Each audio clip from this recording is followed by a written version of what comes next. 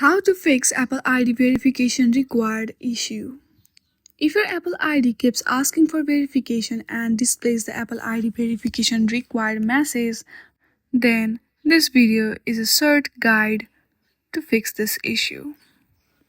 For that, first of all, ensure that you have good connection of internet. If your internet connection is not suitable, then try switching it to the another network or try restarting your router. Once you do that, open any browser you have on your device. Then on the searching bar, search for appleid.apple.com.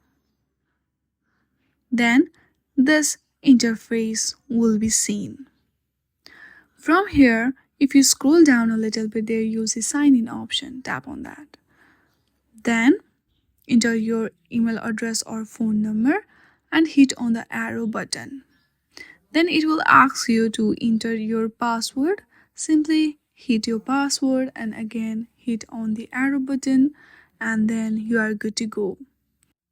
I hope you like this video. If you like this video, then please do not forget to like and subscribe to our channel. Thank you for watching.